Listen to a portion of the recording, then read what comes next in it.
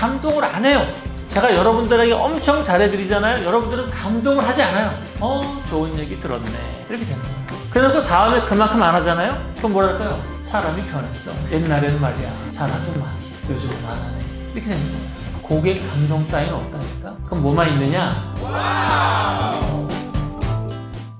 박사님께서 고객 감동은 없다라고 말씀을 하셨는데 그럼 네. 직원 감동은 있을까요? 직원 감동도 없어요. 직원을 불만족시키지 않아야 된다. Should we delight the customer? 이 페이퍼가 있는데 결론만 말씀드리면은 내가 좀 더 잘해주잖아요. 예를 들어서 추어탕 한 그릇을 먹으러 왔는데 추어탕에다가 인삼을 넣어서 줬다고 한번 가정을 하겠습니다. 인삼 추어탕을 줘요. 그러면 그 순간에 이 사람은 행복해하는 거예요. 감사합니다 라고 해요. 그리고 다음번에 오면은 요번엔 인삼 안 주시나? 이런 일이 벌어지는 거예요. 내가 그 사람에게 무언가 하나 보태주잖아요. 보태주면 그것만큼 기준점이 올라가게 되어 있어요. 그래서 기준점 상승 효과가 벌어집니다. 근데 소비자와 직원들 사이에서 어떤 게 기준점 상승 효과가 더 높을까요? 직원들이 기준점 상승 효과가 훨씬 더 강력해요. 왜냐하면 소비자와의 관계는 단속적이잖아요. 어떤 때는 만나고 어떤 때는 안 만나고 우리 집 왔다가 딴 집 가도 되고 이렇게 되잖아요. 직원은 상주하잖아요. 그러면서 기준점 상승 효과가 매우 강력해요. 그래서 한 번 올린 것은 내릴 수가 없어요. 그래서 제가 리더십 수업에서 말하는 거 조심해라. 함부로 약속하지 마라. 술 먹고 하는 얘기를 특히 조심해야 된다. 이런 얘기를 해요. 근데 사장님은 이런 생각을 하는 거야. 내년에 성과가 좋아지면 너네들에게 보너스를 10%씩 더 줄게 라고 얘기를 했어요. 그럼 직원들은 와 우리 사장님 대박 짱이에요 감사해요. 그래놓고 한 보름 지나잖아요. 그러면은 회사의 성과가 좋아지면 이라는 기억은 없어지고 보너스를 더 준다고 하셨는데 왜 안 주세요? 이런 일이 벌어지게 되는 거예요. 그래서 기준점을 올리는 것을 조심해야 된다. 아이들에 대해서도 기준점 높이는 것을 조심해야 된다. 더 중요한 것은 자기 자신에 대해서도 기준점 높이는 것을 조심해야 된다. 그래서 스스로를 항상 돌아보는 연습을 해야 돼요. 야, 내가 잘해서 이렇게 된 게 아니라 누가 나를 도와줬구나. 내가 이렇게 실력 있는 사람이 아닌데 누가 나를 도와줬구나. 감사한다. 그래서 어떻게 하라고? 겸손, 범소, 감사로 가라. 그렇지. 나는 명품 정도는 해줘야 되는 사람이야. 1000만 원짜리 백을 샀어. 오케이. 벤츠 정도는 타줘야 되는 사람이야. 오케이. 펜트하우스 정도는 살아야 되는 사람이야. 오케이. 내가 한마디 하면 얘네들이 껌뻑 넘어가야 되는 사람이야. 이렇게 점점 올라간다. 이것을 알아차려야지 돼요.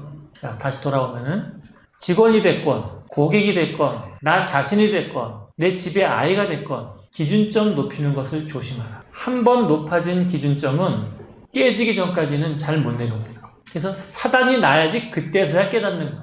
그 전까지는 못 깨달아. 그래서 제가 해드리는 말이 뭐예요? 남이 깨주기 전에 너 스스로가 먼저 깨달아라. 이것을 만드는 세 가지의 단어가 1번 겸손해라. 너 때문에 너에게 좋은 일이 벌어진 게 아니다라는 걸 알아차려라. 검소해라. 돈 벌었다고 쓸데없는 거 하지 말아라. 워렌 버핏은 1963년도 콜벳 차량을 지금도 타고 다니기도 합니다. 다른 차량도 타고 다니겠지만 어쨌든 간에 자기 자신이 이렇게 검소한 생활을 하고 있다는 것을 보여주기 위해서라도 자기가 젊었을 때 샀던 1963년도의 콜벳 차량을 지금도 타고 다닌다는 거예요. 항상 감사해라. 감사함이 없는 자에게 오는 게 재난이에요. 감사하면 모든 것이 해결되는 거예요. 근데 지금 말씀하신 것처럼 직원 감동이라는 관점을 갖잖아요. 그러면 직원들이 갖고 있는 기대보다 더 높은 걸 줘야지. 그 다음에 배가 어떻게 될까? 더 높은 걸 줘야 돼. 3년만 지나보세요. 더 이상 올라갈 데가 없어요. 그럼 뭐가 되는 거죠? 무슨 일을 해도 안 좋은 일이 벌어져요. 그럼 어떻게 돼? 직원들에게 겸손, 검소, 감사의 마음을 심어줘야지 돼요. 이것을 만드는 중요한 도구 중에 하나가 뭐예요? 한시성. 이번 보너스는 정말 특별하게 어떻게 하다가 주는 거다. 내년에는 못 줄지도 몰라. 이번 보너스를 가족들과 재밌게 잘 써라. 하지만 검소하고 감사하고 겸손해야 된다. 까불지 말아라. 뻔한 얘기 같나요? 전혀 뻔하지 않습니다. 여러분이 지나가는 길에 얘기하면 뻔한 것처럼 들리는 거예요. 의도를 가지고 정확하게 얘기하세요. 정확하게 들어갑니다. 항상 한시적으로. 예전에 카인과 야곱이 제사를 지낼 때 염소를 잡아서 양을 잡아서 제사를 지내는데 남아서 하는 게 아니에요. 어려운 목동 살림에 특별하게 잡아서 감사의 마음으로 하는 거예요. 감사가 들어가 있는 제물을 받아야지 하나님이 기쁜 거지 남아서 올립니다 그러면 좋아하시겠어요?